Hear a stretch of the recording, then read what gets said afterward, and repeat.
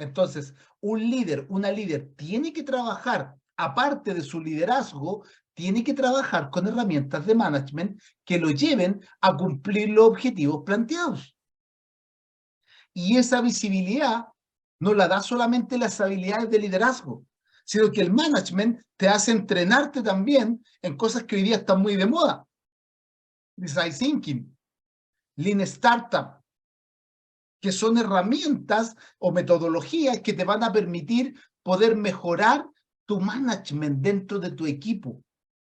Y eso no quita que eres más líder o menos líder, sino que también tienes que desarrollar otras capacidades que te permitan avanzar y desarrollarte en el entorno laboral, en el entorno del día a día, si estás emprendiendo también. Nos toca asesorar a muchos emprendedores que son líderes, pero no son buenos gestionadores. Y a veces tienen que contratar gestionadores, gestionadoras dentro de la organización donde se mueven para que las cosas avancen. ¿Qué es lo importante ahí? Que la parte del liderazgo de ese emprendedor, de esa emprendedora, visibilice cuál es su falencia, qué es lo que le falta. Y a veces se desarrolla y a veces sale mejor que alguien tome ese rol. Pero lo primero importante es tomar conciencia que aparte del liderazgo, tengo que preguntarme, pregúntense ustedes, por favor, no lo comenten acá en el chat, pero pregúntense, pasemos ya la valla del liderazgo. ¿Somos buenos gestionadores? ¿Somos buenos gestionadoras? ¿Damos este extra desde la gestión que hoy día está tan de moda? Fíjense que veía una estadística hace poco tiempo. Estamos en crisis en los liderazgos. Estamos en crisis en los liderazgos. ¿Por qué? Porque no hemos enfocado solamente en este liderazgo desde el punto de vista de la habilidad, pero no, que también es importante, desde el management. Ahora bien, hagamos un comparativo entre las dos. Dice, los managers planifican, organizan y coordinan. Los managers planifican, organizan y coordinan. En cambio, los líderes inspiran, motivan y contribuyen a desarrollar el talento de las personas. Estas cosas no son antagónicas. Estas cosas son complementarias. Si yo tengo un líder, tengo una líder que inspira, que desarrolla el talento en las personas, y voy marcando el camino desde la planificación, desde la organización, y después de a poquito voy dejando que el mismo equipo se organice. Eso es un buen liderazgo. No es la típica, no, mira, fui a un curso de liderazgo y ahora ustedes se tienen que autogestionar, que es lo que está muy de moda hoy día. ¿Y qué pasa si el equipo no sabe autogestionarse? El líder, la líder la tiene que preparar. Y si el líder, la líder no es autoorganizada, voy a quedar en lo mismo. Entonces ya estamos saliendo de solamente la influencia, sino que también los managers planifican, organizan y coordinan. ¿Hasta cuándo coordinan? Para que puedan preparar nuevos liderazgos dentro de la organización. La filosofía del liderazgo exponencial dice que los líderes no buscan seguidores ni seguidoras, sino que buscan preparar nuevos líderes. Y cuando hablamos de preparar nuevos líderes, no es solamente prepararlos desde las habilidades de liderazgo, sino que también de cómo organizar, de cómo entrevistar gente. Entonces, más allá de una capacidad en particular. El management se encarga también de gestionar los recursos y el liderazgo de definir el cambio y la dirección. Nos toca ver en el día a día equipos de trabajo. Ahora estamos trabajando en una empresa del rubro de la banca, en donde los líderes tienen muy buenas ideas y las impulsan, y desde el liderazgo está bien, pero desde el management no están poniendo a las personas correctas en los equipos de trabajo correctos. Entonces, cuando hago un buen management y tengo equipos con liderazgos claros y marcados, es ahí donde gano. En mi primer libro, bestseller, Hackeando el Cambio, hablamos muchísimo sobre este tema. Porque tenemos los líderes, las líderes de la era digital, tenemos que hacer un cambio de paradigma, en donde las habilidades de liderazgo se trabajan, pero también tengo que trabajar desde la gestión. ¿De qué me sirve mover a la gente? Y nosotros decimos con tanta sangre, que la gente se mueve, pero ¿a qué costo se mueve? No, es que el líder, ok, pero si enseñamos a gestionar a los equipos, si el líder enseña desde el mentor, desde el coaching, que el equipo gestione, vamos a generar mucho más valor y vamos a multiplicar. Ahora, si el líder, la líder, no tiene esta gestión, no tiene este management, al final del día nos quedamos solamente con buenas intenciones y no avanzamos hacia el cumplimiento del objetivo que queremos llevar a cabo. Entonces, esta fusión entre el management y el liderazgo nos lleva a visibilizar un horizonte. Así como el líder inspira, mira el futuro, define el cambio, lo tiene que ejecutar de alguna forma. Ese ejecutar de alguna forma es un roadmap, ese ejecutar de alguna forma es un plan estratégico, ese ejecutar esta visión, esta definición del cambio que está postulando el líder o la líder, tiene que bajar en un plan de acción. Y ese plan de acción tiene que ser monitoreado, tiene que ser evaluado. Y si no tengo a las personas correctas ahí, lo más probable es que toda esta definición del cambio que el líder, la líder tiene en su cabeza y que la impulsa, no va a ser bien gestionada. Hace unos días salió un artículo que me llamó mucho la atención, que dice que Apple ya no es lo mismo sin Steve Jobs. Todos sabemos el estilo de liderazgo que tenía Steve Jobs, pero no supo transmitir la gestión. Y hoy día, yo no soy no tengo un solo dispositivo Apple, pero entiendo por lo que decía el artículo, que hoy día están sacando muchos productos, muchísimos productos. En cambio, la estrategia de Jobs era sacar poquitos productos y con mucha calidad. Ahora hay muchos modelos, entonces es una estrategia totalmente distinta. ¿Qué es lo que no tiene que pasar en las compañías? Que el líder, la líder no esté y la empresa empiece a caer. Para que eso no ocurra, tenemos que gestionar. Tengo la oportunidad de liderar el Centro Internacional de Liderazgo, ser parte del equipo de la Global Confederation of Coaching y otras organizaciones que nos toca liderar. Y fíjense que es el gran inconveniente o la gran barrera que tenemos todas las personas que lideramos, el management. Y el líder de esta era digital tiene que buscar que cuando él o ella no esté, las cosas sigan funcionando. Y es algo en lo que nosotros estamos trabajando fuertemente. Entonces, va de la mano el management con el liderazgo, totalmente cierto. Porque si no hay una buena gestión, una buena ejecución a esa definir el cambio que el líder, la líder está proponiendo, en realidad no funciona. Y lo digo en la charla TED, búsquenla por favor en YouTube. En la charla TED que me tocó dar en Panamá, se llama el poder del liderazgo en la era de la transformación digital. Fíjense que el 70% de los proyectos de transformación digital fracasan por falta de liderazgo. Todo está estructurado, pero la falta de liderazgo hace que esto no funcione.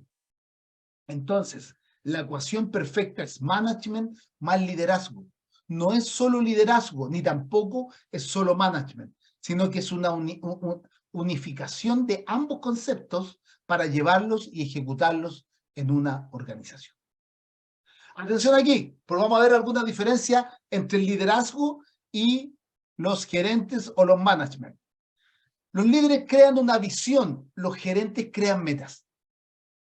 Cuando el líder, la líder, crea la visión para dónde vamos, los gerentes tienen que tomar esa visión y transformarlo en metas. En mi año en el mundo corporativo como empleado, me tocó trabajar mucho en empresas de Estados Unidos, donde los lineamientos los daban en Boca Ratón, en Estados Unidos, y los daban a México. Y de México los daban a Latinoamérica. Entonces, allí estaba la visión, allá estaban los líderes, y en Latinoamérica habían gerentes locales que tenían que tomar esa visión y desarrollar las metas. O sea, puedo trabajar en conjunto con esta visión y cómo la voy a bajar. Hoy día hay muy buenas ideas. Y me encanta una frase que tiene Design Thinking que dice, no lo digas, hazlo. Porque muchas veces los líderes, las líderes, y me incluyo, nos quedamos en el, oye, podríamos hacer tal cosa, pero falta esa bajada, falta ese management. Y no importa que el líder o la líder no lo ejecute, pero sí tiene que ayudar a que los gerentes creen estas metas hacia abajo. Hay una metodología con la que estamos trabajando fuertemente con altos ejecutivos, en donde tenemos todo un roadmap de reuniones. Los líderes, las líderes, arman la estrategia y después se van juntando con los gerentes para ver cómo ésta se va ejecutando en el tiempo. Entonces, no es solamente decir este es el camino, sino que también asegurarse, involucrarse y estar ahí para ver si realmente esto se está cumpliendo. Segundo, los líderes son agentes del cambio, los gerentes mantienen el status quo.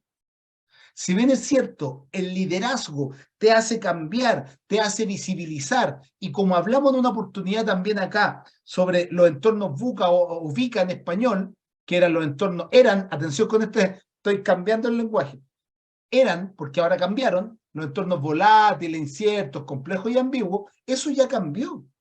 Hoy día, después de pandemia, se habla de los entornos BANI, entornos incomprensibles, de mucha ansiedad, no lineales.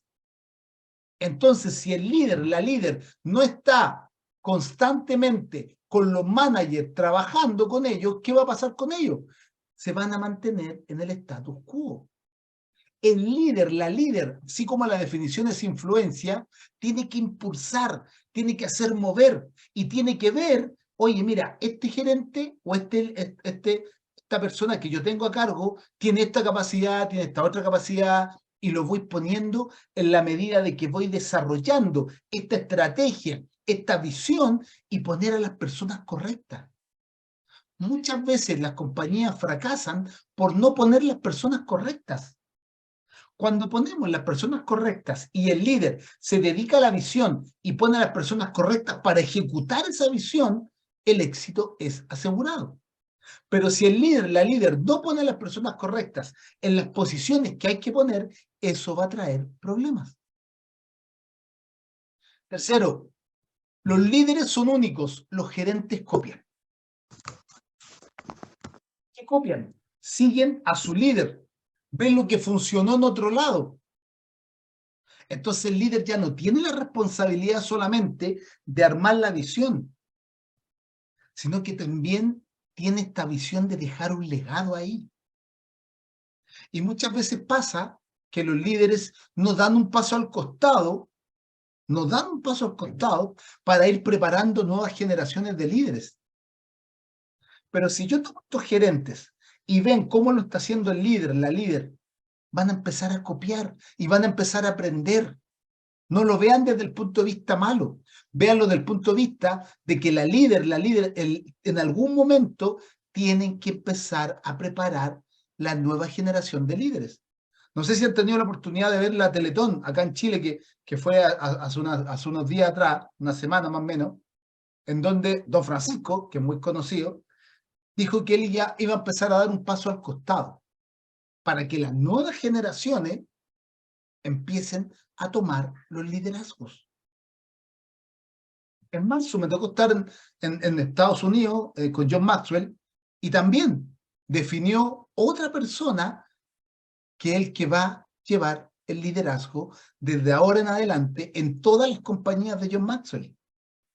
Entonces los líderes, si bien son únicos, tienen que saber cuándo dar un paso al costado para atraer nuevos líderes que ya los tienen vistos, que es un trabajo constante de los líderes. Mi papá siempre me decía, ve con la gente que trabajas, siempre ve dónde la puedes poner, en qué otra posición pueden funcionar mejor. ¿Qué es lo que pasa hoy día en la empresa? Una persona entra haciendo algo y no la sacan nunca más de ahí. Y no ven las capacidades y las habilidades que pudiesen tener para poder desarrollarlo. Súper importante. Cuarto, los líderes toman riesgo, los gerentes controlan el riesgo. Miren, los líderes toman riesgo, pero los gerentes controlan el riesgo. Y esta ecuación es muy interesante. Y a mí me pasa.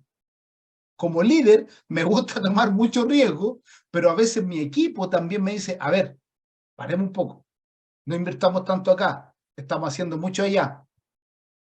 Y no es que esté malo, sino que tenemos que tener estas dos visiones dentro de la organización. Tenemos que complementarnos, porque siempre hablan de que los gerentes malos, porque controlan el riesgo. Tienen que controlar el riesgo, porque a veces los líderes queremos ir más rápido, y a veces no es bueno ir rápido. A veces es bueno que alguien, por otro lado, te diga, ¿y si paramos un poquito? ¿Y si visibilizamos el entorno? Y ya les dije, ya no vimos entornos VUCA, vimos entornos BANI, que son más complejos de los que vivíamos antes. Ahora bien, los líderes tomamos riesgo, pero no este riesgo que a veces hay emprendedores, emprendedoras que dicen, oye, tengo una buena idea, voy a vender mi casa. Sino que también tenemos que asesorarnos bien. Y este equipo de gerentes nos tienen que ayudar a controlar el riesgo y saber cuándo decir, ¿sabes qué? Sí, podemos darle, o en realidad esperemos porque no es el momento para hacerlo. 5. Los líderes apoyan el largo plazo, los gerentes piensan en corto plazo. Claro, porque así como el líder genera la visión, los gerentes tienen que tomar esa visión y bajar las metas. Entonces, esas metas tienen que verse reflejadas en el corto plazo. Hoy día estuvimos apoyando a un alto ejecutivo de una compañía que está en varios países a preparar los últimos 2 meses que quedan. Entonces, su líder le dio una indicación y él tenía que hacer la bajada, o sea, el líder le dio la visión y él tenía que hacer la bajada hacia cómo vamos a desarrollar esa visión en los 2 meses que, bueno, 1 mes y medio que queda de año. Entonces, ya estamos visibilizando que el management es complementario al liderazgo. Los líderes crecen de forma personal. Los gerentes dependen de habilidades existentes y probadas. Eso quiere decir que yo puedo ser un gerente, pero si yo soy líder y veo habilidades en ese gerente, en esa gerenta o en ese alto ejecutivo que pueda tomar un rol de liderazgo, lo voy a trabajar con ellos. Entonces, este trabajo es del día a día. Este no es un trabajo de que yo voy a desarrollar solo una vez en el tiempo. Y me pasa, y hay gente de mi equipo aquí conectada también, que hay cosas que se le pido a la persona A y hay cosas que se le pido a la persona B y a la persona C del equipo. Y no es porque quiera más a uno a otro. El rol fundamental de los líderes es conocer las capacidades. Se lo he contado varias veces cuando me tocó estar un buen tiempo en México y bueno, ustedes lo deben ver en las telenovelas, siempre los mexicanos dicen, ¿para qué soy bueno? Y cuando yo estaba en México me decían güerito por ser más blanco, me decían güerito, ¿para qué soy bueno? Y eso para mí era una gran responsabilidad porque yo era muy joven. Lo que yo entendía es, mándame a hacer lo que yo mejor sé hacer. Eso es un líder. Eso es un líder. Si usted se da cuenta que alguien de su equipo es bueno en redes sociales, que haga redes sociales. Si usted ve que hay alguien que es bueno en presentaciones para PowerPoint, que haga las presentaciones en PowerPoint. Yo no tengo habilidades de diseñar.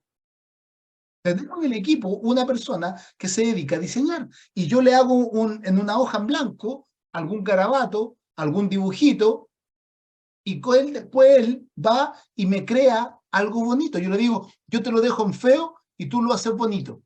Esa es la capacidad del líder de saber gestionar a su equipo. Y eso no se logra de la noche a la mañana. Tengo que trabajarlo y desarrollarlo. 7. Los líderes forjan relaciones. Los gerentes construyen sistemas y procesos. Entonces, por un lado, mientras el líder está forjando las relaciones con las personas, los gerentes construyen sistemas de trabajo, los cuales tienen que ver cómo los van a manejar y cómo van a manejar los procesos. Hoy día que vivimos en la era de la cuarta revolución industrial o la transformación digital, donde se habla que las organizaciones se están bajando muchos niveles, hemos estado atendiendo varios bancos en Latinoamérica, en donde las estructuras organizacionales se están aplanando muchísimo, igual hay procesos. Eso no va a parar. Igual hay sistemas de trabajo, porque una compañía es parte de un sistema más grande. Podemos bajar la escala organizacional, pero siempre vamos a tener procesos, siempre vamos a tener sistemas de trabajo. Unificar el liderazgo de las relaciones con los gerentes, con estos procesos para poder cumplir con las expectativas de nuestros líderes, es parte del trabajo que los gerentes y las gerentes tienen que desarrollar. Y este funcionamiento que muchas veces tenemos con los gerentes en la organización, si no hay ese control, puede que los proyectos no salgan. Fíjense que esta semana nos tocó una reunión con una empresa donde están trabajando con temas de agilidad. Ya hemos conversado de esto, yo sé que algunos tienen contexto ahí, Scrum principalmente, Business Agility, agilidad empresarial, etc. Y ellos estaban pidiendo un fiscalizador que se llama PMO, Project Management Office, una oficina de proyectos que lo ayudara a controlar el proyecto. Y querían que fuera alguien de afuera. Porque cuando uno está dentro, hay cosas que no las ve y hay riesgos que no visibiliza. Entonces, no todo, como dicen en Estados Unidos, no es una bala de plata estos temas de la agilidad, sino que toda organización tiene procesos, toda organización tiene un sistema interno con el que se tiene que desarrollar. Entonces, los líderes generan estas relaciones, pero los gerentes tienen que hacer que las cosas ocurran y pasar a la acción. 8. Los líderes entrenan, los gerentes dirigen. ¿Qué pasa acá si un líder entrena a gerentes para que los gerentes mañana lideren? Y si los gerentes dirigen a sus equipos de trabajo y le enseñan a dirigir para que después ellos lideren. Esto es un trabajo complementario que tenemos que hacer con los líderes. Y tenemos que trabajar desde esta propuesta de valor. Y no, no, es que él es gerente, yo soy líder. Y estas comparativas que veo mucho en redes sociales sobre un líder es así, un jefe es así. Pero al final del día, ¿dónde te miden? ¿Cómo te están midiendo? Por los resultados. Al final del día, cuando tú estás en una compañía, te miden por los resultados. Entonces, gerenciar con un buen liderazgo genera mucho valor. Un líder que no gerencie necesita poner gente que gerencie. Y un gerente que no trabaje temas de liderazgo tampoco funciona. 9. Y último, los líderes crean aficionados, los gerentes tienen empleados. Entonces, para que el gerente pase de empleado a colaborador, a seguidor, aficionado, hay un trabajo que hay que hacer. ¿Cómo se hace eso? Con liderazgo. Por otro lado, los líderes crean aficionados, pero también necesitan equipos que gestionen, equipos que desarrollen y accionen el producto que estamos construyendo. Y ese win-win viene desde la unificación de ambos conceptos. Ahora bien, veamos un cuadro comparativo. En resumen, dice, el líder da las directrices, visión, qué es lo importante, para dónde vamos. ¿Ya? Yo tenía un líder que me decía, yo te marco la prioridad. Me encantaba, porque me decía, yo te marco la prioridad. Yo gerenciaba y él era el líder. Yo te marco la prioridad. Y cuando él me marcaba la prioridad, yo lo podía definir dentro del equipo y podía accionar. Pero mientras él no me marcaba la prioridad, era muy difícil hacerlo. En cambio, el gestor o el manager planifica. Mientras el líder da las directrices, el manager tiene que armar un plan de acción, tiene que armar indicadores, tiene que visibilizar cuál es el riesgo que hay en implementar las directrices que vienen desde el corporativo o del plan estratégico, del plan operativo anual, etc. Segundo, el líder se involucra a nivel de compromiso. En cambio, el gestor tiene que organizar, tiene que cumplir. Yo decía hace unos días atrás, bueno, véanlo en LinkedIn, hicimos una encuesta con la compra de Elon Musk de Twitter, donde está haciendo muchos cambios dentro de la organización y mucha gente lo está cuestionando. Por ejemplo, ya la gente no puede trabajar desde la casa, tiene que trabajar en la oficina. Y mucha gente en la encuesta, véanlo por favor en LinkedIn, dice, no, que se va a ir mucha fuga de talento, no sé qué, no sé cuánto. Sí, yo estoy de acuerdo, pero también vean las estadísticas y vean que Elon Musk le pidió plata a los bancos para comprar Twitter. Eso quiere decir que Elon Musk le tiene que rendir cuentas al banco. Entonces es muy lindo mirar solamente la parte del liderazgo y no mirar el management. A veces los líderes, y también lo he publicado en LinkedIn, véanlo ahí, acá en Chile decimos, no, es que el líder tiene que ser buena onda, ¿ya? Eso quiere decir que sea simpático, que sea empático, que esté a disposición, sí, pero a veces los líderes, las líderes, cuando toman conciencia de que no es solamente liderar, sino que también es gestionar, van a tomar decisiones que no van a gustar a todos, que no van a gustar a todas.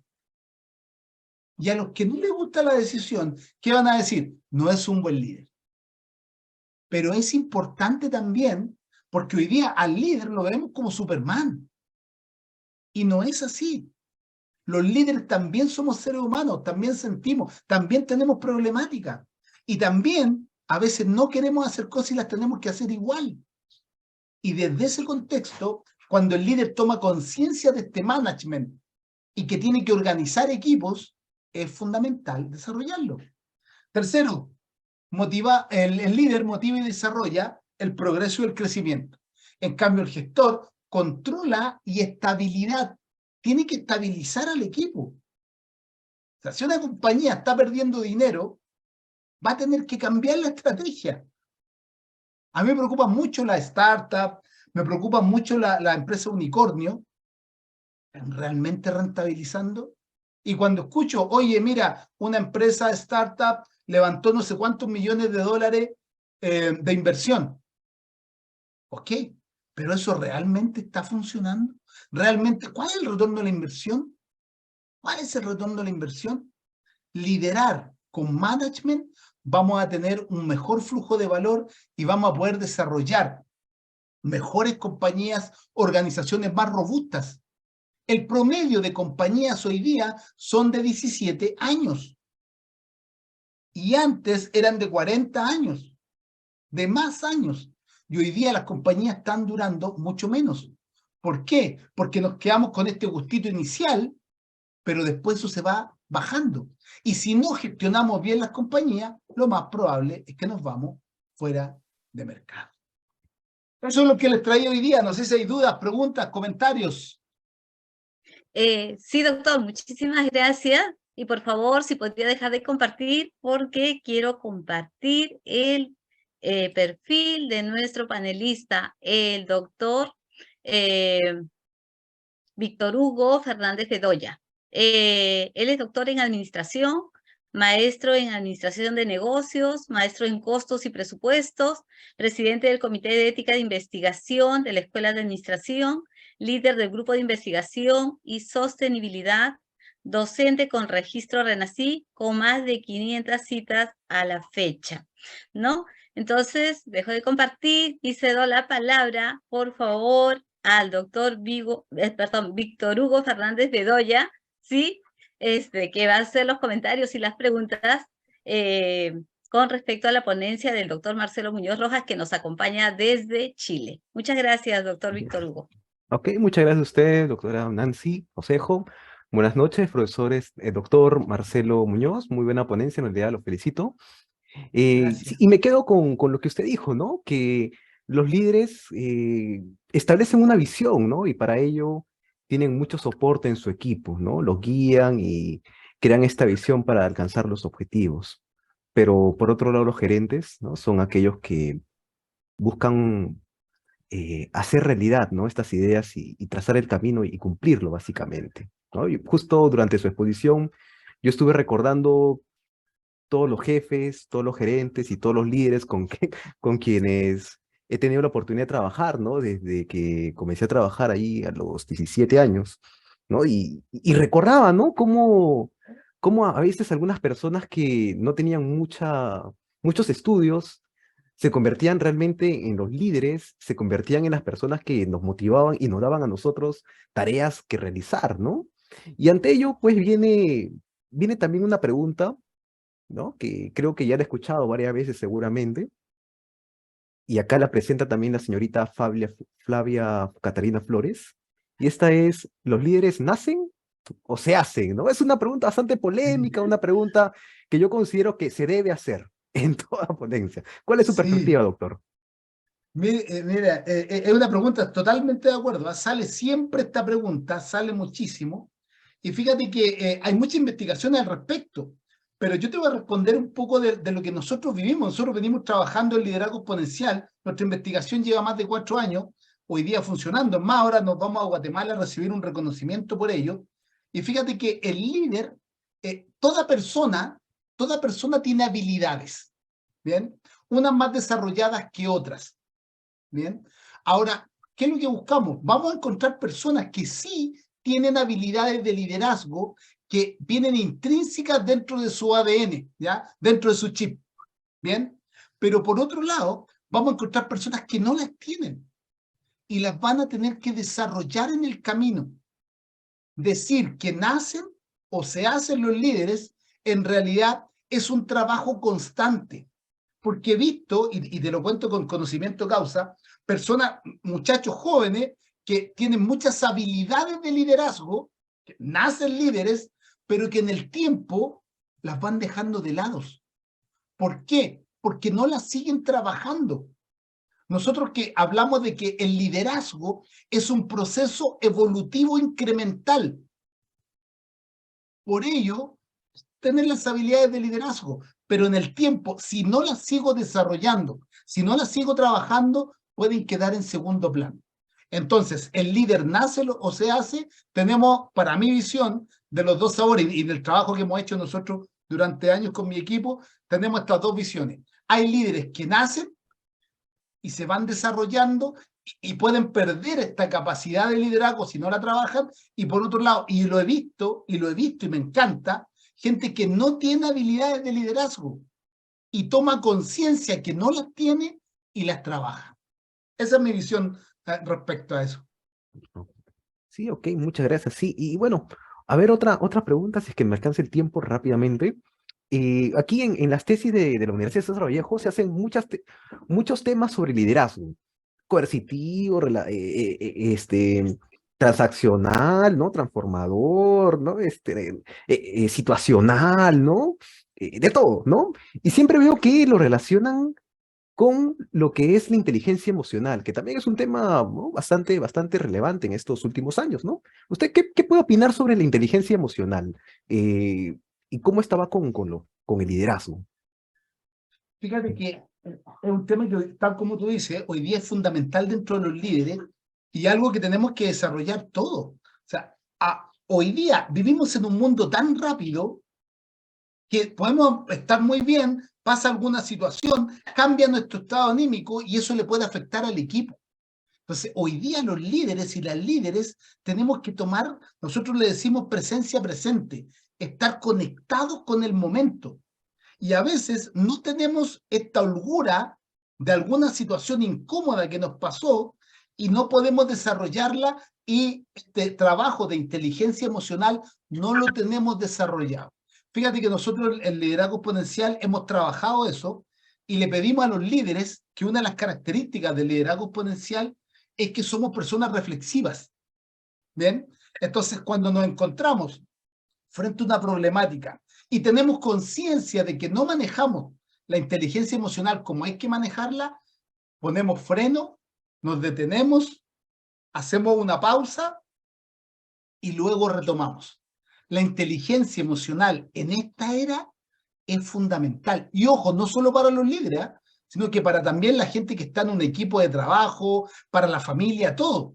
Entonces, es complementaria y muy necesaria hoy día en esta era. Y para los líderes y las líderes que no han desarrollado esas capacidades, es importante que lo hagan. Ahora bien, ¿qué es lo importante? Tomar conciencia. Si yo pongo el pie en el freno, tomo conciencia de que algo pasó, es más, yo me pregunto a veces, oye, ando enojado y no sé por qué, y me empiezo a preguntar por qué. Quizá no tengo la habilidad de inteligencia emocional, pero sí tomo conciencia de que algo pasó en mi estado anímico, algo pasó en un proceso, y hago el pare, reflexiono, respiro y avanzo. Entonces, hay que trabajar estas habilidades, que es lo importante. Primero, tomar conciencia y segundo, darse cuenta de que me falta, y siempre nos van a faltar, me incluyo, desarrollarla. Ujú. De acuerdo, doctor. Sí, en realidad es bastante relevante esas temáticas, ¿no? Y no podría estar más de acuerdo con usted. Muchas gracias y felicitaciones. Muchas Ok. gracias. Muchas gracias, doctor Víctor Hugo. Igual le vamos a invitar para que haga alguna otra pregunta más. Mientras tanto, voy leyendo acá algunas consultas. Acá Sara Santillán Pérez, ¿no? Dice, muy buenas noches, excelente ponencia, felicitaciones por ello. Quería preguntar lo siguiente, ¿qué tipo de liderazgo es conveniente llevar? ¿Ser un líder autoritario, líder afiliativo, líder democrático, ¿no? Y también acá nos pregunta Quispe Cruz Ángeles, ¿no? Igual, excelente ponencia, y dice de qué manera influye la inteligencia emocional en un líder dentro de la gestión del talento humano por competencia, ¿no? Acá le leo las otras preguntas para que de repente pueda dar una respuesta completa. Nos preguntan algo sobre Chile ante la coyuntura y con respecto a la situación de Chile y Latinoamérica, ¿cuál es el rol de nuestros líderes?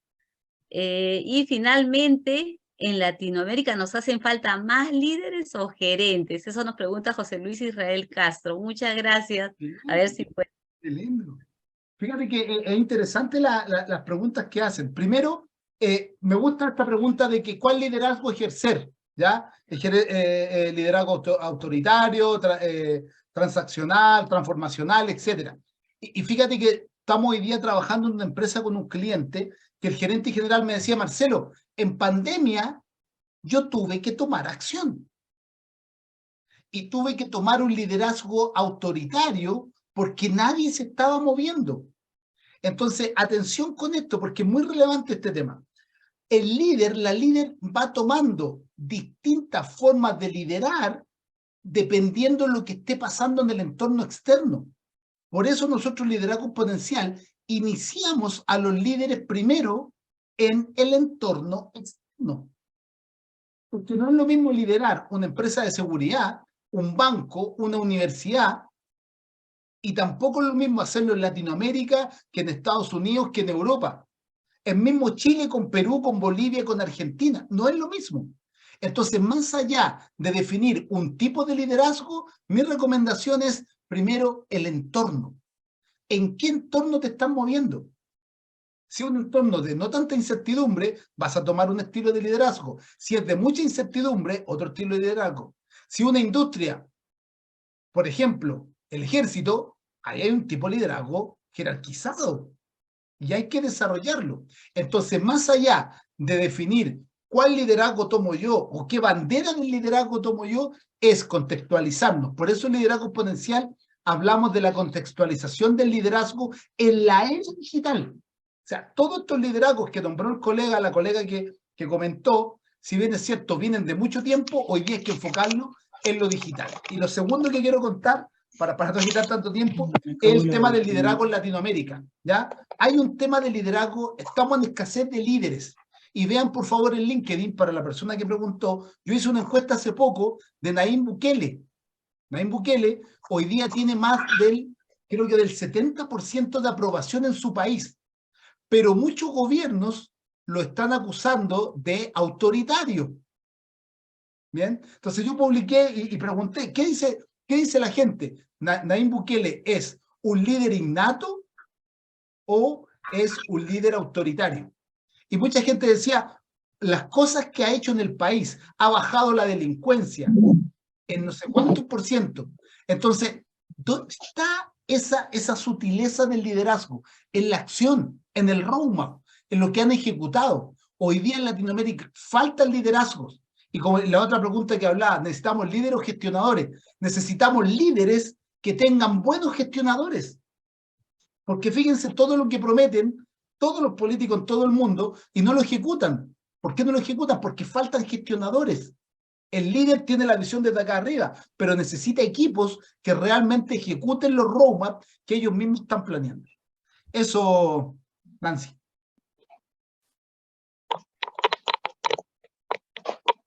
A ver, perdón, ese sí, hay una interferencia.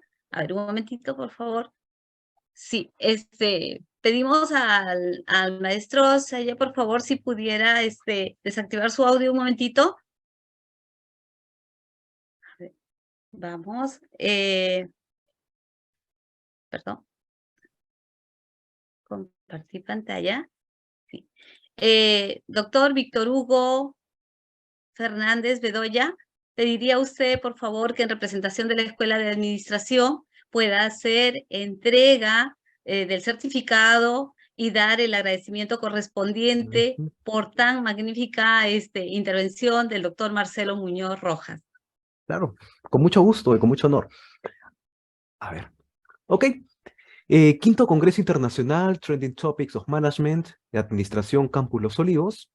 Y a nombre de la Universidad César Vallejo, la Facultad de Ciencias Empresariales, se entrega el siguiente certificado otorgado al doctor Marcelo Giovanni Muñoz Rojas, en su calidad, pero por su participación en la calidad de ponente del tema Sin Management no hay liderazgo, desarrollado del 7 al 11 de noviembre del año 2022 en la Semana del Administrador, Quinto Congreso Internacional Trending Topics of Management, realizado por la Escuela Profesional de Administración de la Universidad César Vallejo, filial Lima Norte. Firmado en Perú, 7 de noviembre de 2022, y lleva las firmas del doctor Dante Chávez Abanto, decano de nuestra Facultad de Ciencias Empresariales, y de la doctora Iris Caterín González Figueroa, directora de nuestra Escuela Profesional de Administración.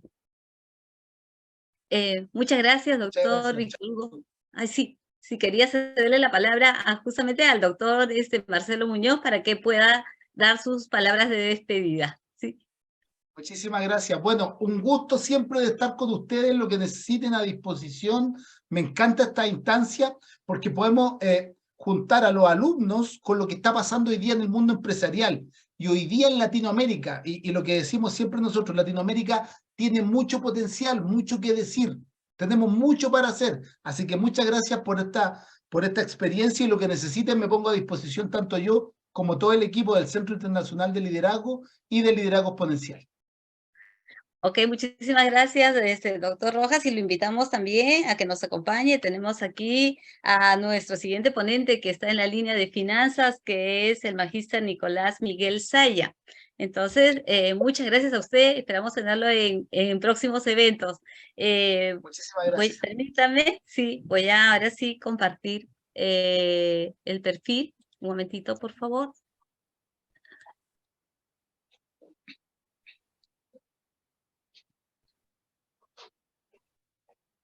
Un segundo. Ya, ok.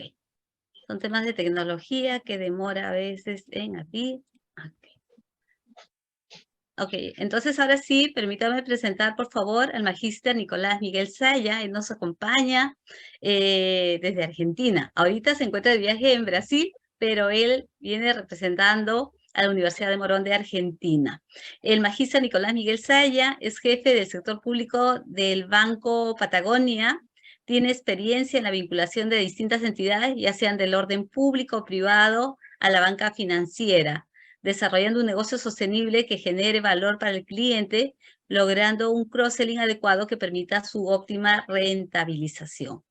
Asesor idóneo en mercado de capitales, certificado por la Comisión Nacional de Valores, CNV, docente de la Universidad de Morón por más de 13 años. Magíster Nicolás Miguel Saya, el auditorio es suyo. Le invito a que pueda empezar su ponencia. Bueno, muchísimas gracias a todos. Gracias por la presentación. Un gusto estar acá. Y un poquito la idea es esta, compartirle el tema de finanzas personales. Muchas gracias de verdad por la presentación. Ahí faltó el título más importante. Soy el papá de Ramiro y después todo lo que sigue. Así que con gusto voy a darles una charla de finanzas personales que les digo siempre a los alumnos cuando hablamos de esto, que es de todos los temas académicos es el menos académico, porque las finanzas personales no estuvieron hasta hace poco en agenda ni de las universidades, ni de los bancos centrales, y hoy realmente toman un auge por la importancia que tiene el manejo de las distintas economías de cada persona en el mundo, digamos, macroeconómico, ¿no? Las economías sin unas buenas finanzas personales es como que les faltarían algo así como la losa fundamental para empezar a construir ni más ni menos que la base, digamos, de una buena administración. No sé si ahí ven mi pantalla, pero yo ahora voy a empezar directamente a compartirles. Si bien ahí, denme un segundo.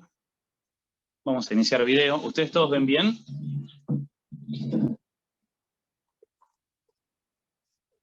Se ve solamente si se ve bastante pequeño. Me parece que ahí está mejor, sí. Bueno. Perfecto, bueno, vamos a empezar un poquito entonces a hablar de lo que tiene que ver con las finanzas personales. A la ponencia, la verdad, la decidí llamar el valor del sentido común, ¿no?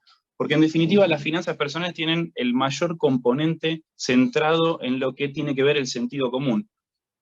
A medida que yo les vaya hablando a toda la audiencia, les voy a pedir que hagan el ejercicio de ponerse en el lugar que les digo, de ponerse en el lugar de unos, de otros, y entender si realmente están así, si realmente hay algo que esté diciendo mal, para que ustedes puedan ver que algo tan trillado, ¿no? Y que les han hablado 1000 veces, cómo toma importancia cuando uno lo analiza verdaderamente, ¿no? Porque decir finanzas personales es prácticamente decir nada. Ahora, cuando empezamos a hablar del sentido común y cómo interactúa el sentido común con las decisiones que toman, se van a dar cuenta de que hay un montón de variables que uno cuando dice finanzas personales no las toma en cuenta, y muchas veces del no tomar en cuenta eso vienen fracasos, ¿no? Por así decirlo.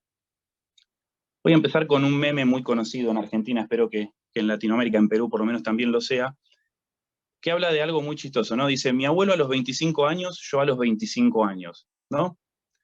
Mi abuelo a los 25 años, compré 3 terrenos, construí 2 casas, acondicioné el otro terreno con 3 locales comerciales que alquilo por mes, pago todos los gastos de la casa, ahorro en dólares y no tengo deudas. El yo a los 25 años, me compré el último iPhone y lo pagué en 12 cuotas. Entusiasmado, claramente lo digo, ¿no? En noviembre del año que viene lo termino de pagar.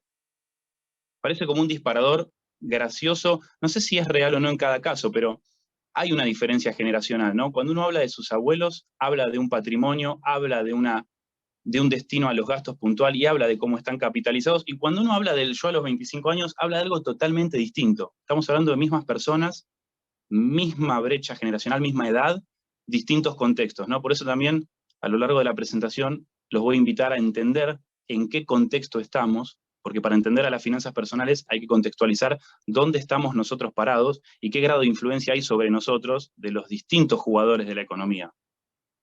Para poner un poquito más a mi abuelo a los 25 y al yo a los 25, preparé otro slide, ¿no? Donde está el mi abuelo y el yo, ¿no? Entonces, para darle un poco de cara a cada uno. Vamos a hablar de Pedro, ¿no? 76 años, título secundario incompleto. No terminó el secundario. Claramente inmigrante, profesión, comerciante. Tiene una panadería. Puede vivir sin celular. Nunca tomó un café en Starbucks y es totalmente feliz. El yo es, vamos a llamarlo Mariano, 28 años. Título MBA, posgrado en liderazgo. De profesión es un sale de la mesa de dinero de un reconocido banco. Sale quiere decir uno de los vendedores de los títulos de la mesa. Es una posición bastante buena. Todas las mañanas toma su café en Starbucks. En Starbucks ya lo conocen, se lo tienen preparado. Es un gran cliente. En este contexto y con este nivel de gastos y con la presión que hoy tenemos todos, la pregunta es feliz? Y ahí hago el paréntesis y les quiero hacer una introducción obligada a las finanzas, ¿no? Para entender después cómo se llega, ¿no? a las finanzas personales, porque para entender a las finanzas personales primero hay que entender a las finanzas, ¿no? Y las finanzas es una palabra que empieza a tomar dimensión cuando se entiende y se apoya arriba de la mesa el interés por el dinero, hace muchísimos años. El interés por el dinero, cuando uno tiene interés por el dinero, ¿lo tiene por qué? Porque tiene que lograr sí o sí un objetivo. O sea que es el interés por el dinero en pos del logro de objetivos. ¿Y qué se busca? Se busca la eficiencia. ¿De qué? Del dinero. Cuando uno, vuelvo a lo mismo, tiene interés en el dinero para lograr objetivos, tiene que ser eficiente con el manejo de ese recurso, porque el dinero no es ni más ni menos que uno de los recursos más escasos que nos toca administrar o que nos va a tocar administrar a lo largo de nuestra vida, tengamos la posición que tengamos, ¿no? El dinero y el tiempo Diría, el tiempo y el dinero son las dos cosas más difíciles de administrar porque son finitos. Imagínense que si no se hablaría de finanzas y no se hablaría de eficiencia, si el dinero no fuera escaso. Estaríamos todos arriba de un Mercedes-Benz o del auto que querramos, viviendo en la casa que querramos, no tendríamos problemas económicos. Como eso no pasa, se crea esta disciplina para entender las finanzas con el foco en la eficiencia. Por eso, algo importante que me gusta decir es que las finanzas es algo así como la hija de la economía y la contabilidad. Economía, no entiendan economía como la economía, no entiendan contabilidad como la contabilidad empresarial, el balance, el activo de las empresas. Entiendan a contabilidad como la palabra simplemente que quiere decir, que es de raíces latinas, que significa cualidad de poder contar. Cada persona tiene que poder contar sus propios números, cuánto gana, cuánto gasta, cuánto le va a entrar, en qué tiempo se le va a ir la plata. Y esa es la contabilidad que nos va a dar herramientas para manejar las finanzas. ¿Por qué digo que es una hija entre la economía y la contabilidad? Porque la economía nos aporta el contexto. La contabilidad nos permite saber nuestros números, pero la economía nos permite saber el contexto, los precios, la oferta, la demanda, el riesgo que hay en el mercado, todo lo que tiene que ver con el entorno de impacto económico en nosotros, nos aporta la economía. Por eso las finanzas, en definitiva, es un puente para manejar nuestros números en esa economía, porque no es ni más ni menos que eso las finanzas, manejar dinero que surge de la contabilidad en un contexto económico, ¿sí? Brevemente les voy a decir el círculo, digamos, cómo las finanzas llegan a hoy por etapas. Me parece que la forma más simpática es dividir en 5 etapas hasta llegar a las finanzas hoy y contarles cómo es cada una de las etapas brevemente. La primera etapa va del 1900 al 1929. Un alemán nacionalizado norteamericano se llamaba Irving Fisher, es el padre de las finanzas y es el que por primera vez habla de las finanzas como finanzas en sí. La palabra clave para entender en esta etapa 1 es la palabra interés. De hecho, Irving Fisher publica un libro que se llamó Teoría de Interés, y de hecho, esa teoría de interés la toma el economista Keynes en un libro que se llamó Teoría de la Ocupación del Interés y el Dinero, y la clave era entender que ese dinero generara un interés, ¿no? Las finanzas es obtener fondos. Entonces, si las finanzas eran obtener fondos, era lógico cobrar un interés por la obtención de esos fondos. Esa es la palabra clave de la etapa 1. Se generan las finanzas y aparece el interés. Si hacemos un poco de memoria en historia, etapa 2, del 29 al 45, que se da la crisis financiera, ¿no? La gran depresión económica. O sea que hay un contexto totalmente repleto de empresas que quebraron, de desempleo, de pobreza. Entonces, acá la guerra también mundial juega un papel nefasto y fundamental en la economía, la destruye. Y, en definitiva, la palabra clave de las finanzas acaba de ser preservar. ¿Preservar qué? El interés de los acreedores. En esa época había gente que prestó plata y la quería recuperar.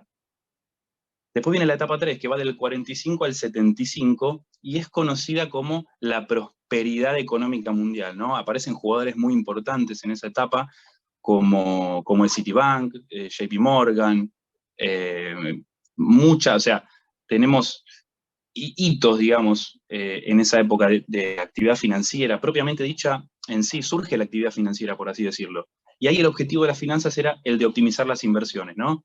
Empiezan a surgir los cálculos matemáticos aplicados a las finanzas, la estadística, y se lo considera como el periodo de oro de las finanzas. ¿Cuál es la clave de esta tercera etapa? Que se ponen de moda, surgen, tanto la informática como la electrónica. Obviamente eso favorece al desarrollo de las comunicaciones, del transporte y del comercio, y de ahí en adelante fue toda una carrera, una vorágine, digamos, de mejora continua.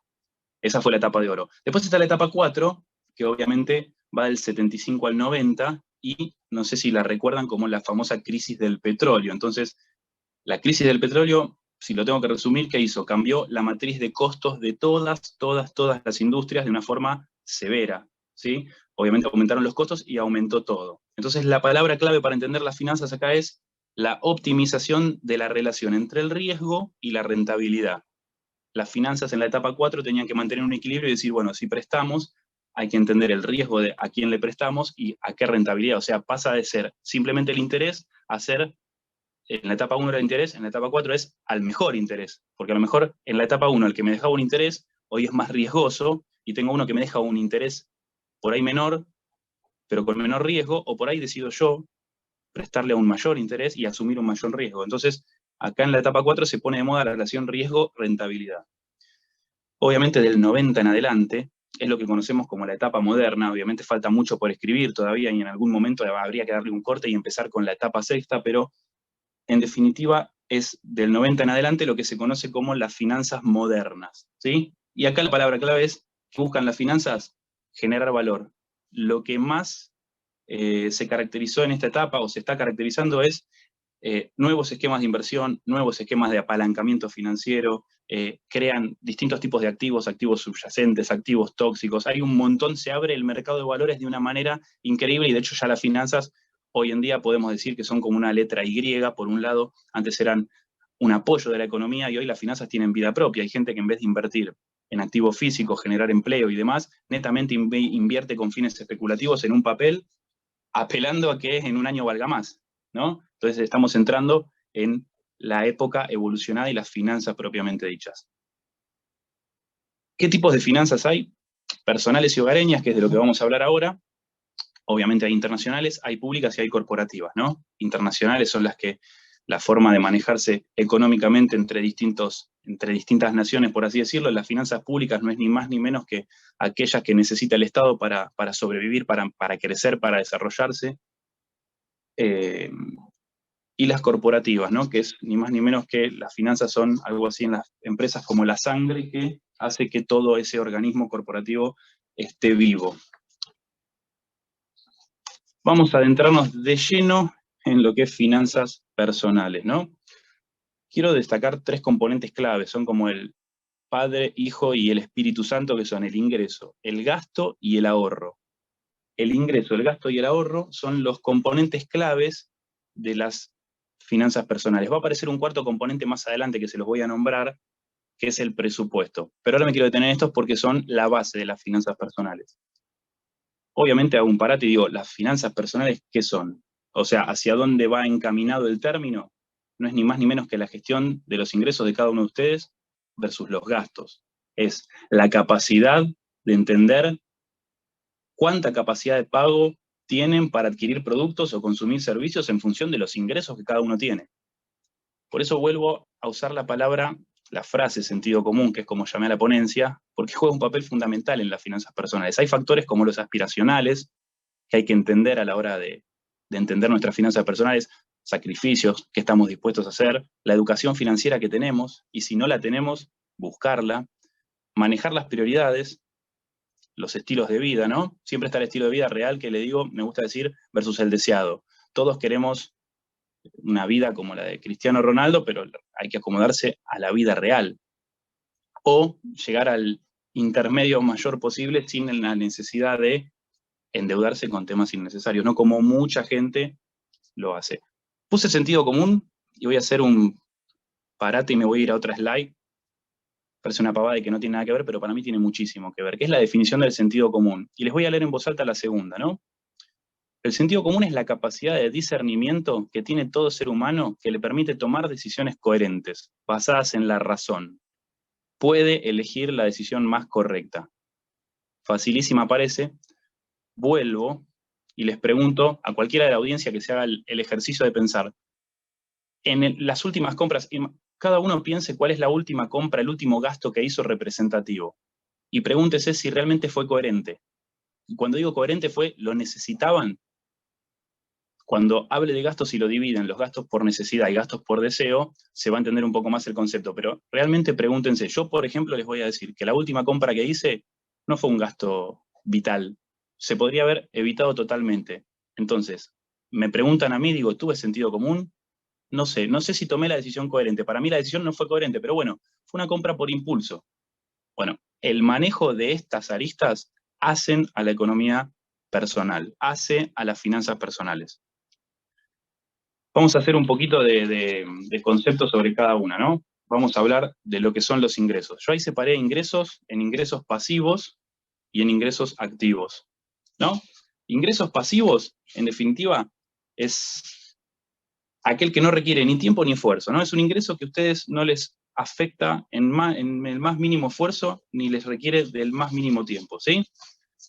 Los ingresos activos son los que consumen nuestro tiempo. ¿Qué puede ser esto? Un ingreso activo obviamente es la principal actividad que tenemos, y un ingreso pasivo puede ser desde una herencia hasta el que se imaginen que no les requiere ningún esfuerzo. Y después hay ingresos fijos y variables. Un ingreso fijo puede ser una inversión que en algún momento hayan hecho en un departamento y tengan alquilado y reciban una renta, y un ingreso variable puede ser alguna porción de ahorro que hayan tenido destinada a la inversión también, que represente un ingreso variable por una acción que puede ser variable para arriba o variable para abajo, ¿no? Cuando hablemos del ahorro les voy a decir un poquito los distintos componentes de riesgo que yo veo, pero a la hora de hablar de ingresos, tengan en cuenta esto, los pasivos, los activos, y los variables y fijos. Obviamente, si uno analiza y dice, solo tengo activos, bueno, es una alerta también, ¿no? Si uno tiene solamente ingresos activos, cuenta con un capital. A la hora de empezar a abrir los egresos, hay que tener más cuidado que si tienen 2 o 3 tipos de ingresos. Vamos a los gastos. Y acá digo, gastos, por definición, a ver, son esas cargas monetarias, ¿no?, que una persona tiene, en la que incurrimos por desarrollar nuestra vida o nuestra actividad económica, ¿no? Son las salidas de plata que se hacen para poder vivir de la manera que uno vive. Obviamente que tenemos como ejemplos alquileres de donde vivimos, servicios públicos, la cuota de la tarjeta de crédito, las suscripciones a las distintas aplicaciones de streaming, la ropa, las vacaciones. El estilo de vida barra el nivel de vida componen lo que es gastos. Y ahí hice una llamada de atención en la que es prioridades, ¿no? Porque ahí, por ejemplo, pongo tipos de gasto. Netflix versus seguro de vida. Obviamente ropas de marca, seguros de incendio. Y acá hago el ejercicio siempre de entender la palabra prioridades con la importancia que tiene. Si yo seguramente a cualquiera de los que estamos acá les digo, por voluntad propia, ¿cuántos contrataron un seguro de vida? Bueno, me aventuro a decir que el 10% como mucho.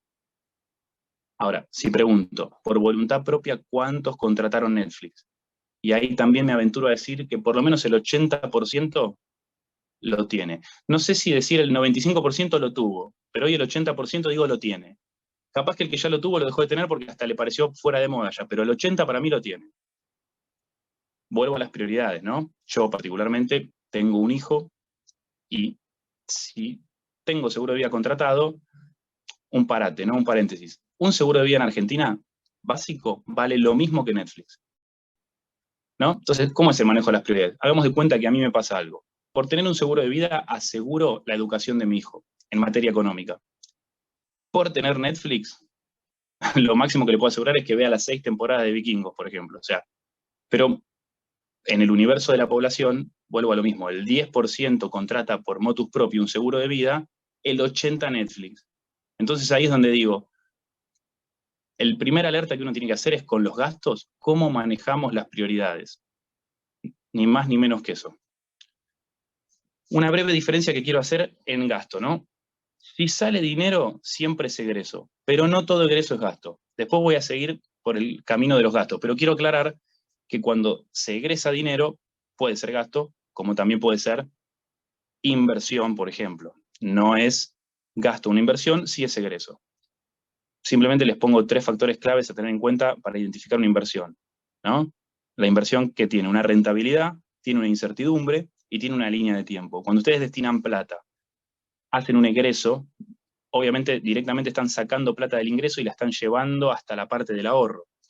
Pero se van a dar cuenta que obtienen una rentabilidad, hay una incertidumbre, porque siempre hay un mínimo riesgo, y hay una línea de tiempo. ¿Qué quiere decir? La voy a cobrar en un mes, la voy a cobrar en 6 meses.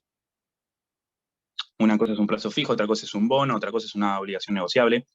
Y, obviamente, cuando es gasto, estamos hablando de todo lo que tiene que ver con estilo de vida, ocio, gustos, imagen. Así que voy a seguir abriendo en gastos. Obviamente la primera palabra clave que vamos a entender cuando hablamos de gastos es, si no genera rentabilidad, es gasto. Ahí puse el alquiler de la casa, las vacaciones, la ropa de marca, las salidas, el ocio, que no digo que esté mal, ¿no? Pero siempre digo, es importantísimo identificar el grado de representatividad que tienen los distintos tipos de gastos en nuestro ingreso. Por eso hago hincapié en factores como el manejo de las prioridades, la educación financiera que tengamos y el grado de influencia. Porque vuelvo a mi abuelo a los 25 y yo a los 25, y me parece que es muy importante entender que de una época determinada para acá, el grado de influencia cambió, ¿no? Yo me imagino que las personas de 2 generaciones atrás, que son las que sentaron mucho las bases de las economías familiares hoy, tenían distintos grados de influencia. Obviamente había 2 o 3 canales de comunicación. La televisión en un horario muy puntual, y quizás ni la televisión. La radio y golpear la puerta y hacer una venta B2B, personal. El grado de influencia que tenemos hoy es infinito. O sea, fíjense que mientras ustedes, hay una batalla inconsciente que van a librar ustedes, que va a ser entre el ahorro y las empresas. El sistema no está armado para que ahorren, el sistema está armado para que gasten. Yo los invito a hacer el análisis, sean del país que sean, veo que hay gente de Perú, veo que hay gente de Chile, yo soy de Argentina, y de distintos otros países. Fíjense en las publicidades que ustedes consumen habitualmente, cuántas los quieren llevar para el consumo y cuántas los quieren llevar para el ahorro. 90-10 debe ser la proporción. Y fíjense que ustedes, sean como sea, cualquiera de ustedes están en estos 10 conceptos, en estas 10 definiciones de consumidor. O son impulsivos, o son escépticos, o son optimistas, tradicionales, emocionales, prácticos, activos, indecisos, buscan experiencias o buscan ofertas, ¿no?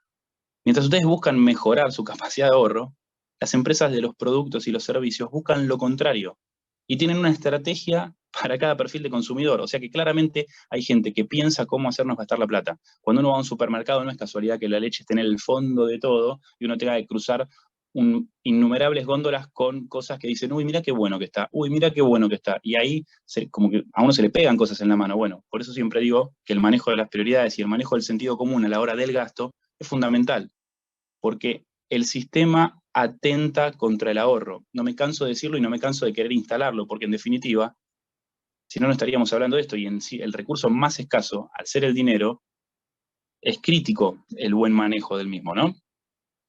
Sigo adentro con los gastos y los quiero dividir, mejor dicho, los quiero abrir en dos, ¿no? Para entender dos cuestiones. La frecuencia y la constancia del tipo de gasto y el impacto, ¿sí?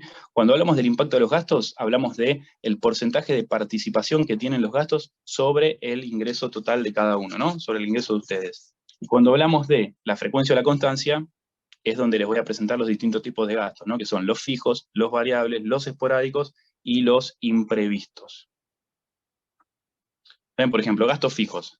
¿Cuál es la característica de un gasto fijo? Mantienen una periodicidad, por ejemplo, mensual, ¿sí? El alquiler de la casa, el seguro del auto, los servicios, el gimnasio, las mascotas, conforman nuestro estilo de vida y tienen una periodicidad, ¿sí? Se realizan de forma constante. Después vienen los gastos variables. También tienen una frecuencia, por ejemplo, mensual, pero acá la diferencia es que varían de acuerdo a las decisiones que nosotros tomamos y a nuestros comportamientos. Por ejemplo, la compra del supermercado. Si en una compra consumo muchísimo más, el gasto va a variar. Para arriba, obviamente. Si consumo menos, para abajo. Pero tiene una periodicidad, ven, es mensual también. Pasa lo mismo con los servicios. Si uno consume muchísima más energía, va a gastar más. Y si uno consume mucho más en ocio que lo que consume normalmente o habitualmente, obviamente va a gastar más. El gasto variable va a subir. Esa es la característica de los gastos variables. Pueden cambiar de magnitud en cada periodo de acuerdo a las decisiones que ustedes tomen. Y después aparecen los gastos esporádicos, ¿no? Que son de baja frecuencia. Por ejemplo, anual, semestral. Si alguno de ustedes está, bueno, los que estudian, aparece en la parte de la matrícula, que es una vez al año. La parte impositiva, cuando uno tributa, es una vez al año. Las vacaciones también son gastos esporádicos. Aparecen 1, 2, con suerte, veces al año. Si ustedes tienen personal a cargo, tienen empleados, ya sea domésticos, niñeras, o lo que fuere, el aguinaldo de esas personas aparecen también 1 o media vez al año. En Argentina los aguinaldos son 1 y se pagan semestralmente. Esos son los gastos esporádicos. Después vienen los gastos imprevistos. La palabra clave, ¿cuál es? La incerteza, la no certidumbre de cuándo van a pasar. O sea, no hay certeza sobre la frecuencia, ¿sí? Entonces la principal acción es mitigar su efecto. Si se les incendia, por ejemplo, la casa y no tenían un seguro, el efecto va a ser, el impacto de esos gastos va a ser mucho mayor. Como si les roban, por ejemplo, un vehículo. Después también, obviamente, hay robos a mano armada, hay roturas de vehículos, se les rompe la bicicleta. Son los gastos imprevistos. Creo que por lógica mismo lo saben, ¿no? Los pueden deducir. Vuelvo un poco a los perfiles originales, ¿no? Del abuelo y del yo. Y acá quiero separar a los gastos en la parte más importante para mí a la hora de gestionar las finanzas personales. Necesidad versus deseo. Cuando hablamos de gastos por necesidad, decimos que son aquellos gastos que necesitamos, ¿no?, para mantenernos vivos, saludables y desarrollar la actividad que llevamos, como así también asegurarles esas actividades a las personas que tenemos a cargo. Y cuando hablo de gastos por deseo, en definitiva son los gastos de los que podemos prescindir por completo y seguir sin inmutar a nuestra vida normal, como así también a la de las personas que tenemos a cargo. Necesidad versus deseo. Algunos de necesidad, por ejemplo, la vivienda, la salud, la alimentación, el transporte, la educación, y obviamente algunos de deseos son el entretenimiento, hobbies, eventos, cine, teatro, el ocio, ya sea los que salgan a bares, a discotecas, con amigos, juntarse, eso es gasto de ocio. Apariencia, me refiero a ropa de marca, comprarse una determinada ropa porque es aspiracional, porque les gustó cómo le quedaba al referente de marca que eligieron, porque conectan con esa persona, porque empatizan, porque ustedes se influencian por él. Hoy en día la palabra influencer es súper una palabra cotidiana. Hay gente que influencia en las decisiones de los demás. Imagínense sobre Pedro, yo no me imagino ningún tipo de influencer haciendo que Pedro genere un gasto. Sobre Mariano sí, por eso digo, contextualizar el hoy con las distintas medios de influencia que tienen sobre nuestras decisiones es también entender a nuestras finanzas personales, porque es entender nuestro comportamiento. Obviamente el transporte a esos lugares de ocio y de entretenimiento también es un gasto por deseo. Acá los tipos de gestión se pueden gestionar los dos. Obviamente los de deseo se pueden eliminar, se pueden reducir. Y los de necesidad no se pueden eliminar, pero sí se pueden reducir.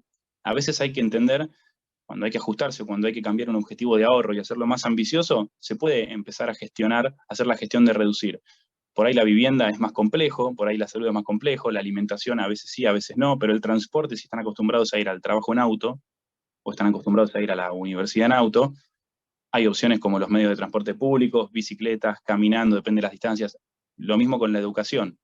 Obviamente la educación es bastante sensible a la hora de eliminar, pero digo, se pueden gestionar, pero se gestionan desde la reducción, no desde la eliminación. Y hay una regla que es como un primer consejo que les quiero aportar, que se llama 50-30-20, que dice que en un normal funcionamiento de una economía personal, el 50% tiene que ser gasto por necesidad, el 30% tiene que ser gasto por deseo, y el 20% tiene que ser gasto por ahorro. O así es el ideal, ¿no? Ahora les quiero hablar del ahorro, ¿no?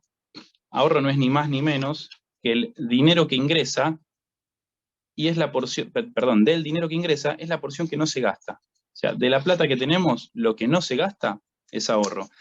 Un concepto que me llamó la atención, fíjense, puse ahorro y libre, porque ahorro, perdón, es una mutación, una mejora, un cambio que fue en el tiempo de la palabra Eso es ahorro.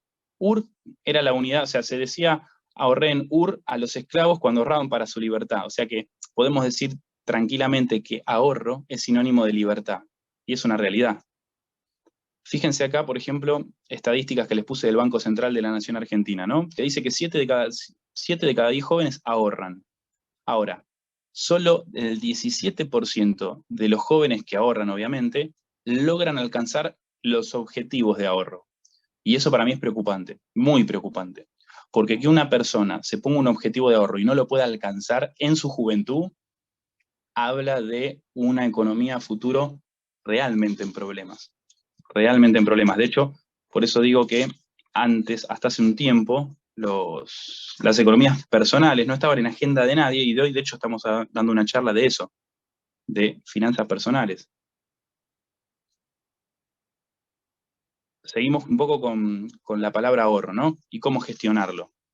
Al ahorro hay que gestionarlo también con preguntas que ustedes se tienen que hacer a ustedes mismos, ¿no? ¿Cuál es la necesidad de esos fondos? O sea, la palabra que yo voy a ahorrar, la porción de dinero que voy a destinar al ahorro, perdón, ¿cuándo la voy a necesitar? Si realmente no la voy a necesitar en el inmediato, puedo destinarla en un plazo más largo. El riesgo es la segunda pregunta que se tienen que hacer a la hora de gestionar el ahorro. ¿Qué riesgo estoy dispuesto a asumir? ¿Soy propenso al riesgo? ¿Aceptaría perder todo?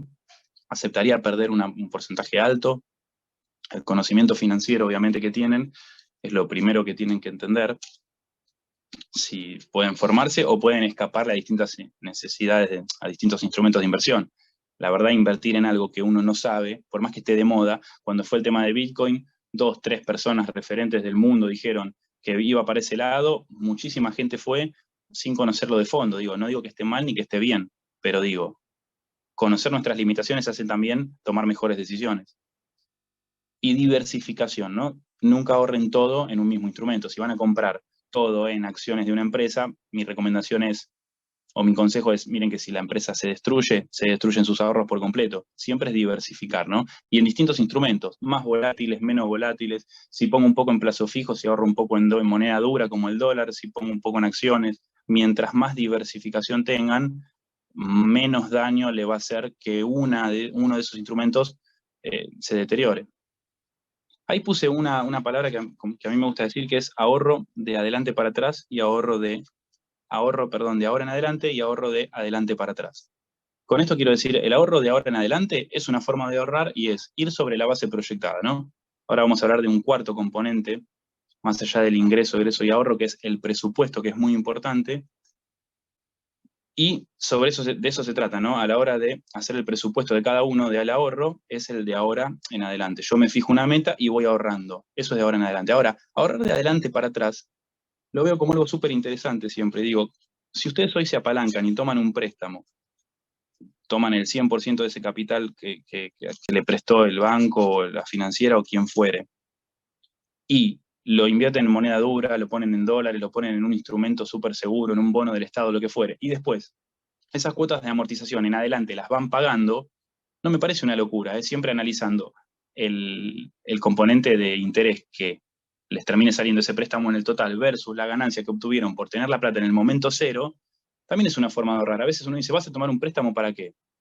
No lo quiero decir, entre comillas, digo, especulativo, pero digo, para crecer en patrimonio neto, soy un convencido que una de las principales medidas que hay que hacer es incrementar el pasivo. O sea, yo considero que patrimonialmente cuando uno más crece es cuando toma deuda. Deuda responsable, ¿no? No deuda de un televisor a 24 cuotas. Deuda responsable, deuda financiera. Por eso siempre digo, el ahorro de adelante para atrás, tómenlo en cuenta porque es interesante. ¿Sí? Un poco la explicación de lo que les dije recién. Todo se basa en decisiones. Por ejemplo, un depósito a plazo fijo tiene menos renta, obviamente la renta es más segura y hay un menor riesgo, ¿no? Lo mismo pasa con inversión. En el mercado de valores hay mayor renta, esa renta es menos segura y el componente de riesgo es mayor. En real estate lo mismo, es menor renta, y acá digo, ojo, puede ser mayor o menor la seguridad de esa renta, como también el riesgo, o en inversiones no tan convencionales como comprar un vehículo y ponerlo, ya sea en taxi, en Uber, la renta es mayor, menos segura y más riesgo. Y acá lo que les quiero dejar en claro es, siempre pregúntense todo, ¿no? El riesgo, ¿es mucho, es poco, no hay riesgo? Si hay riesgo, no alcanza con decir alto riesgo, bajo riesgo, etc. O sea, hay que analizar dónde está el riesgo. ¿Está en el mercado? ¿Está en la economía? No sé, hay época de elecciones, el riesgo está en las personas. Época de elecciones me refiero, si van a comprar un bono que emitió el Estado y hay un cambio de gobierno y cambia de derecha a izquierda, y bueno, yo no digo que haya más riesgo o menos riesgo, pero digo, hay un factor a tener en cuenta. Si a este Estado se le ocurre no pagármelo, estoy entrando en un riesgo. Siempre digo, el riesgo no es malo. Lo que es malo es no haberlo visto, o por lo menos no haberse hecho la pregunta. El riesgo está en las personas, por ejemplo. En definitiva, quiero decir, ¿cuáles son los agentes claros del riesgo en donde uno va a poner el ahorro? ¿Puede salir mal? Sí, puede salir mal y perdónenselo porque son decisiones que ustedes tomaron. Lo que no puede pasar es, uy, no lo vi, no lo pensé, ¿no? Es fundamental eso. Simplemente esta slide la hice para que entendamos la importancia del buen manejo de la introducción a las finanzas personales, ¿no? Lo que es las finanzas personales.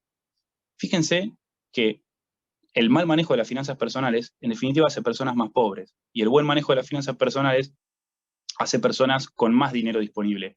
Y pega macro esto, por eso hoy está en agenda de todos. Porque una persona con más plata tributa más y mejora las finanzas públicas. Una persona con más plata consume más, o sea, mejora las finanzas corporativas.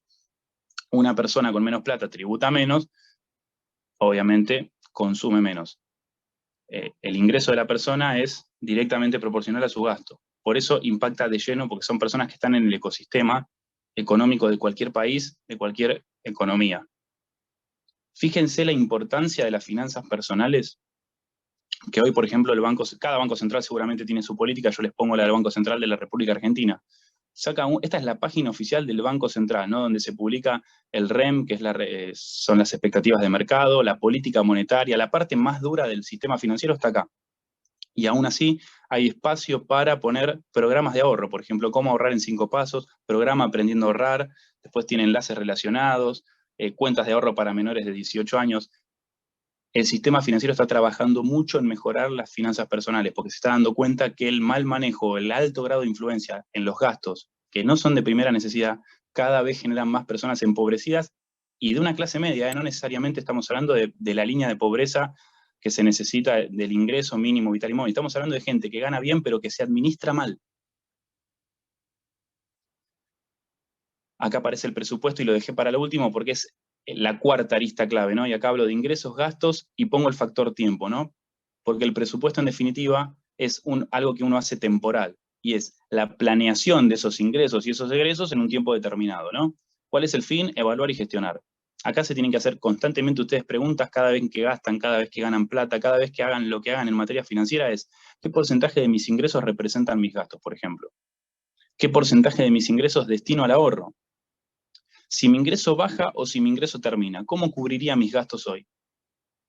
¿No? Si abren los ojos como una lechuza, es preocupante. Decir, no, ¿qué pasa si hoy dejo de tener ingresos? ¿Cómo cubro mis gastos? Y la verdad, con un milagro, y ahí es una alarma, un rojo que se les tendría que prender. ¿Qué porcentaje de ahorro sobre mis ingresos quiero tener en 6 meses? Horizontes claros, cortos y totalmente medibles.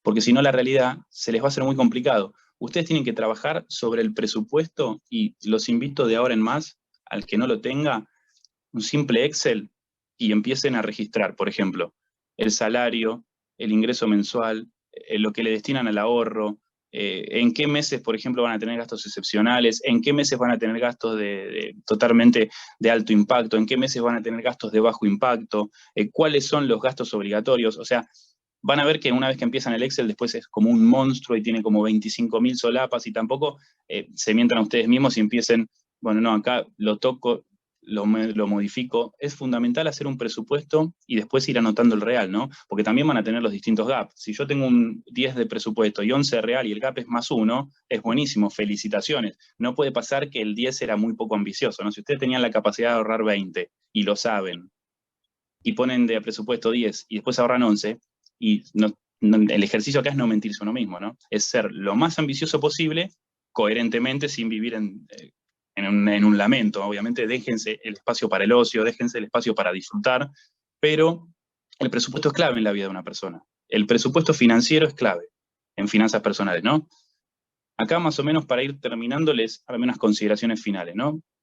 Respecto del ingreso, yo siempre les digo, gestionarlo con sentido común es la clave. Respecto del gasto, gestionarlo con foco en la necesidad. Más foco en la necesidad y menos foco en el deseo. No digo que esté mal, pero siempre digo, gestionarlo con más foco en la necesidad y menos foco en el deseo. Respecto del ahorro, gestionarlo no como si sobra ahorro. Gestiónenlo con mirada de gasto por necesidad. Empiecen a hacer ese ejercicio mental de decir, el ahorro es un gasto por necesidad. Y respecto al presupuesto, midan permanentemente su salud financiera, mídenlo todos los meses, mejórenlo, corríjanlo, pero hagan el ejercicio de sentarse enfrente de la planilla y entender si las decisiones que tomaron fueron correctas y si financieramente están creciendo o están empeorando. Acá les dejo una frase del famoso Peter Drucker, que me gusta mucho, que dice, lo que no se puede medir, no se puede controlar. Lo que no se puede controlar, no se puede gestionar. Y lo que no se puede gestionar, no se puede mejorar. Con lo cual, la invitación mía que les hago es a constantemente de ahora en más monitorear esos gastos que hacen y esa salud financiera para ver realmente si las finanzas personales de ustedes mejoran o, bueno, ni siquiera quiero decir empeoran, pero cerremos en si mejoran, ¿sí? Así que bueno, hasta acá mi presentación. Muchas gracias por el tiempo y ahí dejo de compartir. ¿Acá me ven? Sí, por supuesto. Espero que les haya Muchas gustado. gracias. Sí, muy interesante el tema, de verdad. Están los jóvenes bastante entusiasmados con el tema expuesto. Siempre el tema financiero a veces parece bastante difícil, pero realmente Magíster Nicolás Miguel Saya lo ha hecho de manera espectacular y ha generado muchos comentarios y preguntas aquí en nuestra opción de preguntas y respuestas. Permítame más bien, por favor, voy a compartir pantalla porque ya tenemos a la doctora María Gira, ¿no? María Gira Figueroa Olvera, que nos acompaña desde México, ¿sí? Entonces, permítame compartir, por favor, el perfil de ella. Ella va a ser panelista y va a hacer los comentarios y las preguntas correspondientes. A ver, Magíster María Gira Figueroa Olvera, doctoranda en Ciencias Políticas y Sociales, Universidad Nacional Autónoma de México, maestra en Economía Internacional y Desarrollo, Universidad Complutense de Madrid, España, maestra en Relaciones Internacionales, Universidad Nacional Autónoma de México, profesora e investigadora de tiempo completo en el Departamento de Economía, Universidad Autónoma Metropolitana, Unidad Iztapalapa, México, línea de investigación, Economía Internacional, Empresas Multinacionales y Políticas Públicas.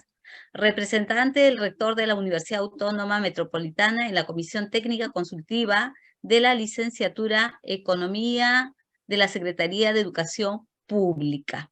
Ok, ese es el perfil de la doctora María Gira Figueroa Olvera. Bienvenida virtualmente a Perú. Dejo de compartir y le pido a usted, por favor, que haga sus comentarios y también las preguntas correspondientes al magíster Nicolás Miguel Saya, que viene en representación de la Universidad de Morón de Argentina, pero que actualmente se encuentra en Brasil. ¿Qué tal? Muy buenas noches a todos. Un gusto el compartir estos espacios en la academia y también aprovechando la parte de Zoom y de que nos ha dejado también el aprendizaje de la pandemia de poder interactuar con mayor facilidad. También me uno a las felicitaciones para el ponente. La verdad me pareció muy interesante la charla porque empezó desde la parte general hasta llegar a tocar el punto más, digamos, concreto de lo que serían las finanzas personales. En relación a la parte que usted menciona sobre las etapas históricas que ha tenido la economía internacional, por ejemplo, a mí me llama mucho la atención lo que ha pasado justamente después de los años 70. Estará de acuerdo conmigo de que la ruptura del sistema Bretton Woods desde 1973 cambió profundamente todo lo que fue el sistema financiero internacional. Y digamos que, retomando el título de la ponencia, que es el valor del sentido común, nos deja la posibilidad de darle mayor importancia a la toma de decisiones y justamente por los tiempos que implica la mayor incertidumbre. El economista, por ejemplo, Andrés Solimano, el economista chileno, en su libro Élites en América Latina, es muy puntual al decir que la parte muy interesante justamente es en esta etapa histórica es que efectivamente la incertidumbre, lo que ocurre después del sistema Bretton Woods, que es una mayor desregulación en el sistema financiero internacional, implica que tanto las empresas como los ciudadanos de a pie pongamos más atención en todos estos elementos que constituyen un riesgo. Y entonces aquí le tomo mucha importancia a lo que usted nos mencionaba en la ponencia, justamente relacionando la importancia del sentido común con la toma de decisiones. Y aquí yo quisiera preguntarle, en su opinión, en relación a cómo aplicaríamos el sentido común, digamos, en estos tiempos de incertidumbre, desde una perspectiva macroeconómica, si usted lo quiere ver así, o considerando su opinión personal meramente. La segunda aportación que quisiera mencionar en el ámbito de lo que usted nos menciona de las finanzas personales, yo también creo que está muy relacionado con la parte del marketing, en el sentido de cómo manejan a través de las diferentes técnicas del marketing las emociones. Y las emociones que constituyen justamente lo que usted mencionaba, los gastos que muchas veces uno realiza por gusto, no necesariamente por una necesidad real. Y que combinadas justamente con las necesidades y con la parte que nos vende también el marketing, como la necesidad de un estatus, como la apariencia, como el pertenecer a un determinado grupo social, hace justamente que nosotros a veces incurramos en gastos innecesarios y cuando el ingreso no es suficiente en relación a los gastos que uno realiza en exceso, pues es cuando ocurren estos desbalances justamente en materia de finanzas, lo cual me parece muy interesante. Y retomando los casos de nuestros países latinoamericanos, justamente creo que una mayor problemática que se advierte también es que no solamente no tenemos capacidad, no solamente no ahorramos porque somos de alguna manera indisciplinados, precisamente porque hay ese desbalance, sino que a veces no existe la capacidad real para ahorrar. Los ingresos son en algunos estratos de la población, retomando la desigualdad lamentable que hay en nuestros países, son tan bajos en la población, en algún estrato de la población son tan bajos, que aunque hubiese ese deseo del ahorro, pues no existe la capacidad del ahorro. Entonces yo aquí también agregaría algunas variables que son muy interesantes, como podría ser cómo han ido evolucionando las etapas inflacionarias en cada uno de nuestros países, particularmente desde las recientes crisis de los años 90, por ejemplo, donde Argentina, donde México, donde Brasil quizás fueron los más afectados en los años 90, y justamente cómo ha repercutido en el poder adquisitivo de las poblaciones más jóvenes. Me llamó mucho la atención el dato que usted nos presentaba en las cifras. 17% de los jóvenes argentinos se han planteado un ahorro, han hecho lo posible por obtenerlo y no adquieren el bien, lo cual también me parece muy preocupante. Sería un ejercicio muy interesante investigar la cifra a nivel de los países latinoamericanos para ver cómo están los componentes, pero yo creo que no hay una diferencia significativa, puesto que algo que precisamente adolece en este sentido América Latina es justamente en la desigualdad del ingreso y en la poca capacidad que tienen ciertas poblaciones, que digamos que es un gran porcentaje de la población que no puede ahorrar. Existe el deseo, pero no puede ahorrar. Y cuando es esta situación, también lo que mencionaba acerca de las empresas, que dice que atentan contra el ahorro, al final, eso también me parece muy interesante, la parte que atentan las empresas contra el ahorro, claro, pues es justamente ellos necesitan de utilidades, de ingresos, es la lógica de las empresas, pues las clases medias son las únicas a las que, digamos, les afecta en mayor medida esta situación porque son las que verdaderamente pueden comprar.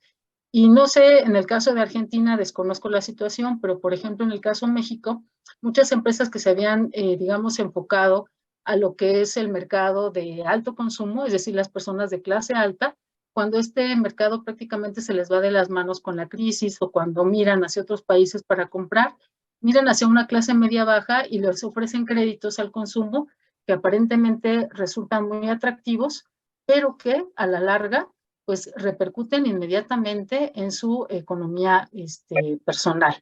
Entonces eso me parece muy interesante. El esquema también que usted menciona, 50% deben de ser los gastos por necesidad, el 30% los gastos por deseo y el 20% el ahorro. Me parece que es un esquema que nos permite pues tener un mayor equilibrio y reflexionar un poco acerca del ahorro, pero también hay que ver las estrategias por una parte de las empresas en el sentido de que nos invitan a gastar más de lo necesario y por otra parte las condiciones del crédito. No sé qué tan acceso haya en Argentina o en el caso Perú hacia conocer verdaderamente cuáles son los componentes de los créditos, es decir, cuánto se amortiza realmente al capital, cuánto se está pagando a intereses, para que las personas en ese sentido tengan, digamos, una mayor valoración, mayor comparación y apliquen el verdadero sentido común. A mí me parece muy interesante este ejercicio porque de ahí depende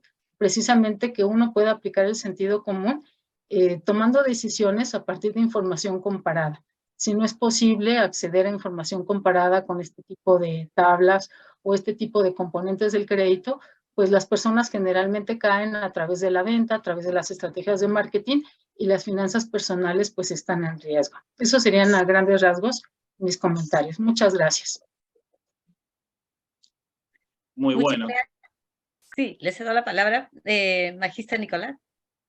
No, interesantes los comentarios, obviamente, voy a tratar de englobar, quiero separar, obviamente, cuando no hay capacidad de ahorro, lamentablemente no se puede ahorrar.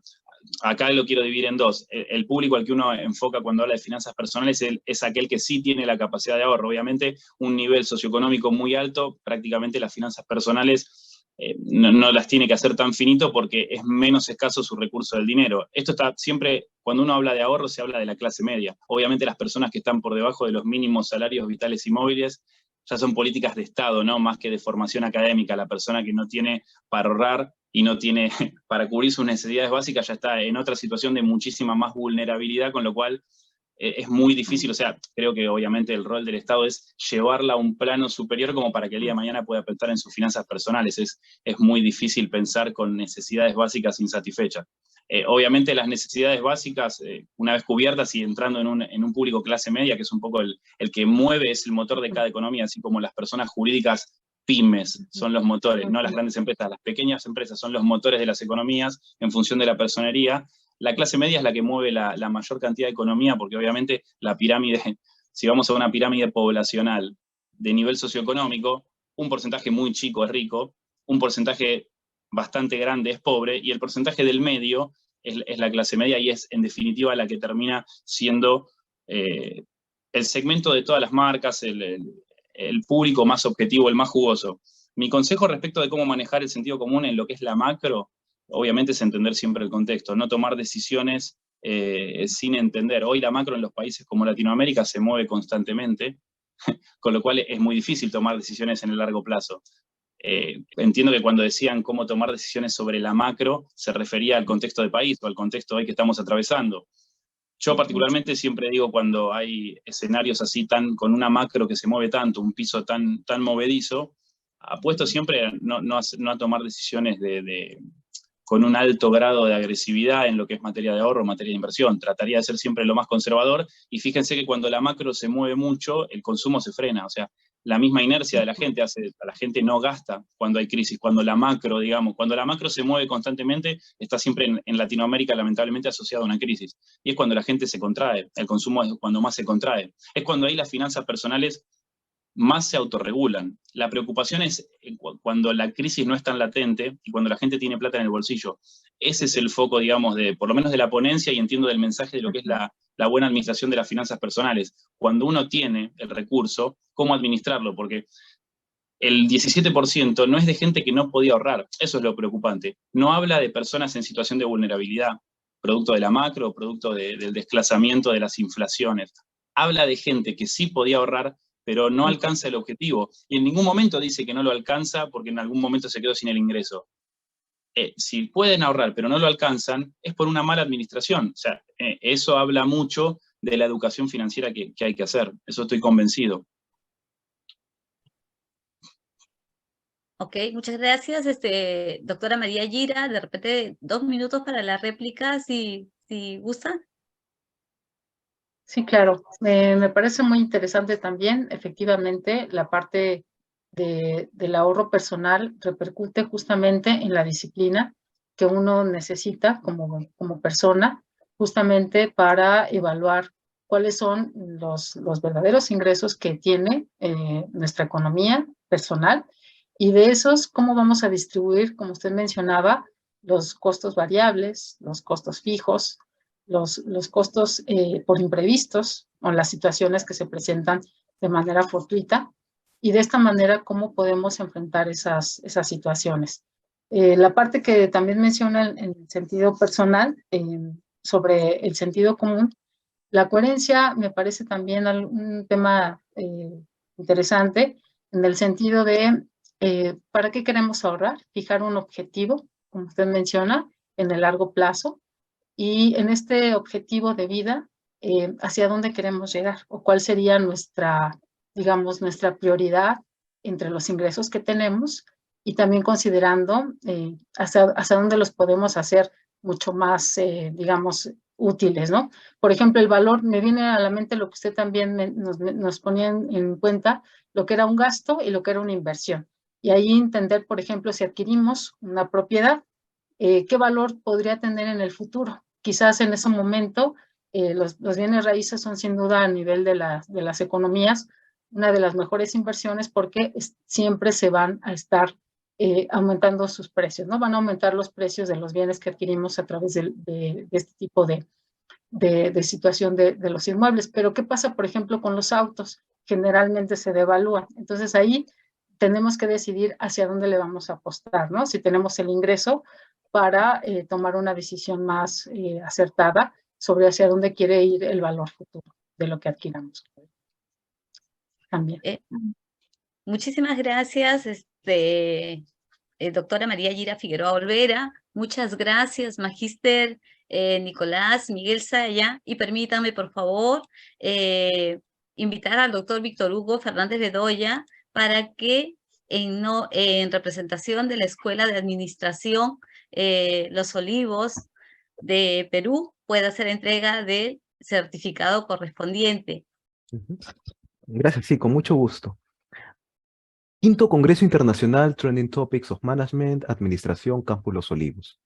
A nombre de la Universidad César Vallejo, de la Facultad de Ciencias Empresariales, se emite el siguiente certificado al magíster Nicolás Miguel Saya, por su participación en calidad de ponente del tema El valor del sentido común, desarrollado del 7 al 11 de noviembre de 2022 en la Semana de Administración, Quinto Congreso Internacional Trending Topics of Management, realizado por la Escuela Profesional de Administración de la Universidad César Vallejo, filial Lima Norte.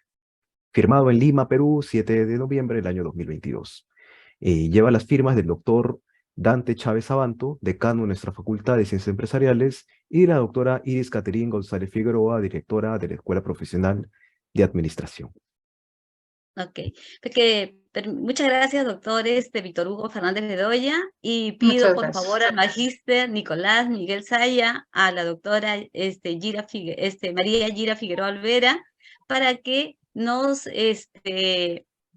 acompañe a la clausura del evento, porque estamos en el quinto día y tenemos en sala a nuestro coordinador, el doctor Carlos Alberto Delgado Céspedes. Doctor Carlos. A ver, perdón. Muy buenas noches. He estado atento a estas dos magníficas ponencias. Felicitaciones. Bienvenidos a través de la virtualidad a nuestro campus Los Olivos en la Escuela de Administración. Estamos muy honrados y agradecidos por los conocimientos compartidos que seguramente van a incrementar nuestro bagaje cultural referente a los temas tratados. Muchas gracias por el pase también, doctora Nancy Osejo. Vamos a proceder entonces como todo comienzo tiene su final, empezaremos. Señores autoridades de la Escuela de Administración y autoridades que nos visitan también a través de la virtualidad, señores docentes nacionales e internacionales, asistentes y panelistas que han participado de esta actividad académica internacional. Señores egresados de la Universidad César Vallejo, que el día de hoy se están partiendo porque también están en las actividades previas al aniversario de nuestra universidad el día de mañana.